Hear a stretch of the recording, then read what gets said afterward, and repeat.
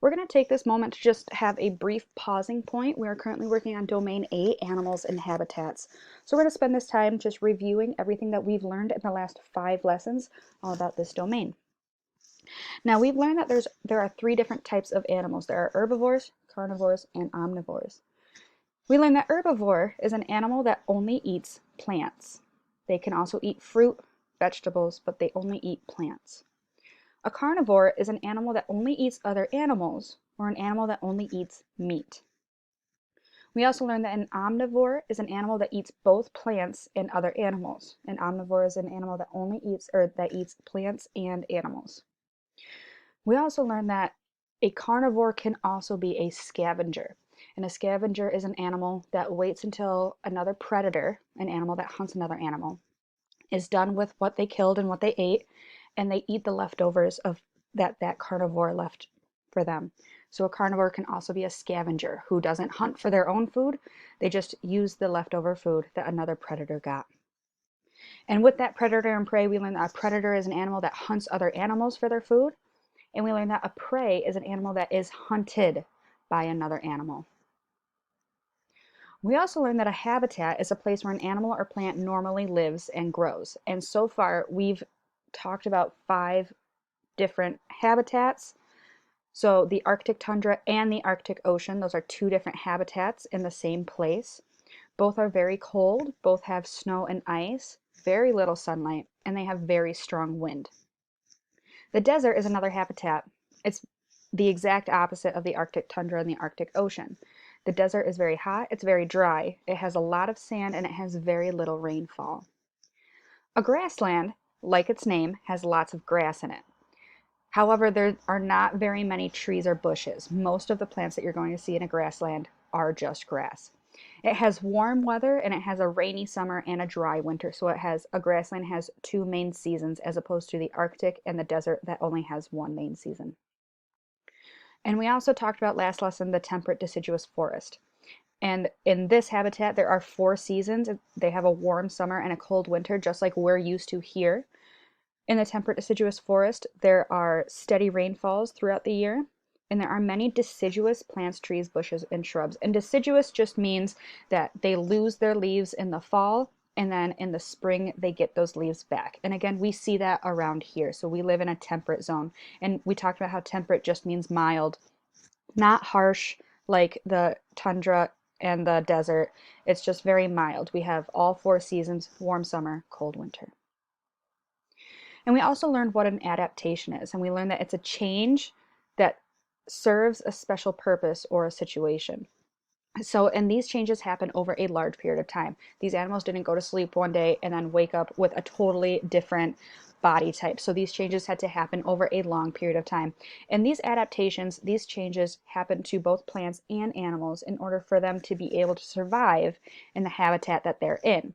And that's why a lot of plants and animals could not survive in a different habitat because they're made to live in the habitat that they are currently living in. So in the Arctic tundra and the Arctic Ocean, the plants grow very close together and they grow very short and low to the ground because of those strong winds. So when a strong wind comes, it doesn't blow them away. The animals there have very heavy fur coats so they can keep warm because we said it was very cold. They have large paws because, as we said, there is a lot of ice. So if they have large paws, they're less likely to break and fall through the ice. That helps them stabilize themselves. They have small ears because a lot of your heat in your body can escape through your ears. So the smaller that an animal's ears are, the less heat they're going to lose. So having those small ears keeps them warmer in that very, very cold climate. And animals that live in the ocean, the Arctic Ocean, also have blubber. And that's just an extra layer or couple layers of fat underneath their skin to help them keep warm and help their body temperature stay warm.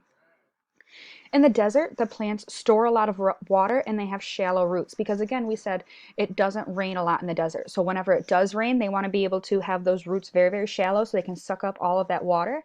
And we want them to be able to store as much water as they can so that they have extra water for when the rain stops falling. The animals in the desert are nocturnal, and nocturnal means that they are active at night and sleep during the day. And the reason that happens is because, like we said, in the desert, it is very, very hot. Once the sun goes down, it gets a little bit cooler. So the animals are able to be more active once it's cooler. So they spend their days trying to find shade and resting and sleeping, and their nights when it's cooler, they come out and they hunt and they look for food when it's cooler. The animals also have large ears, and again, this goes back to heat escapes through your ears. Whereas in the Arctic, the animals had small ears to keep in heat. In the desert, it's very, very hot, so they have large ears so they can get rid of that heat, that excess heat, that extra heat in their bodies. They also have light-colored fur because light colors reflect sunlight, and if they're reflecting sunlight, they're less likely to trap in heat in their body. So their fur is very light-colored. And birds have feathers that trap cool air. The birds that are in the desert have specialized feathers that trap in cool air between the feather and their body. In the grassland, the plants have very deep roots and they have small leaves. And the reason they have deep roots is because in the desert, it hardly rains. It doesn't have a lot of rainfall, so they had to have shallow roots. In the grassland, they have heavy rainfalls, so the roots don't have to be as shallow, and the roots can be really, really deep. So if for some reason there can be flooding or there's a gust of wind, those roots are very deep in the ground so that they can stabilize. And they also have small leaves, and that just helps them absorb as many nutrients as they can. The animals in the grassland have very long necks, like the giraffe, and we talked about how the giraffe has that long neck because they eat, their primary source of food is the acacia tree, and if you remember from our pictures, the acacia tree is very, very tall, so giraffes have that long neck so that they can reach those tall leaves of the acacia tree. Animals in the grassland also have very strong legs, and there are a lot of predator-prey situations in the grassland, and that's when those strong legs come in handy. So the predators can run after their prey, and the prey can run away from their predators. And just like in the desert, the animals do have large ears because, again, the summers can get very, very warm. However, these large ears are a little bit different than the desert large ears. We saw a desert hare in one of our readings that had very large, tall, pointed ears that were always open. Whereas in the grassland, animals like elephants have the large ears that are flappy. So when it's warm, they can flap them and cool themselves off. But when it's a little bit cooler, those ears are draped down to keep in more heat so they don't lose as much heat. And they also have camouflage. Now, camouflage is going to be a factor in all of these habitats. And camouflage just helps an animal blend into its surroundings, mostly prey, but some predators also have camouflage so that the prey can hide from their predators and the predators can try to sneak up on their prey. So they also have camouflage. And while camouflage is only in grassland, all of the habitats we are going to be talking about throughout this unit, animals do use camouflage in all of them. And the last one was the last habitat that we talked about, the temperate deciduous forest.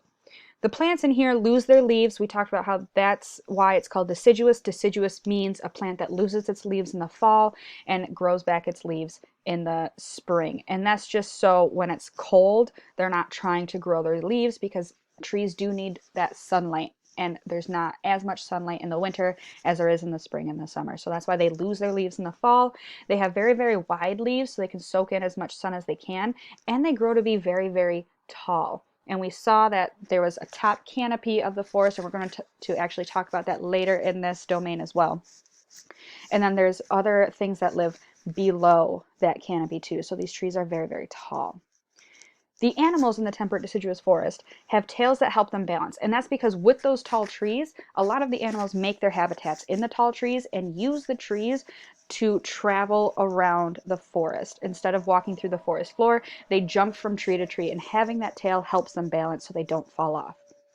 They also have sharp claws, again, so they can climb those trees, they can grip onto those trees, and they can dig into the trees to find bugs that are living in there to eat.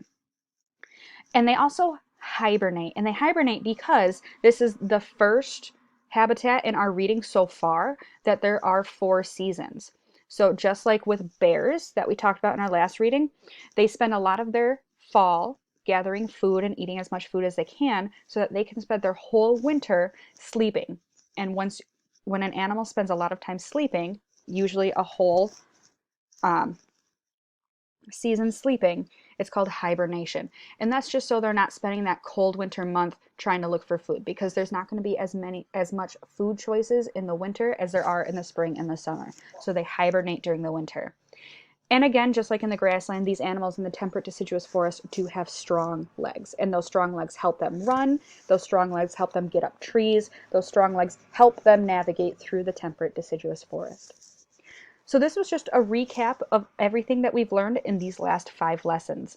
If you need any more reminders on what these lessons were, feel free to go back in this lesson, but also go back to all the previous lessons and all the previous videos if you have a question on any of the other habitats that we've talked about. Once you're ready, you can close this tab and go back to your seesaw and do the activity that relates to this lesson.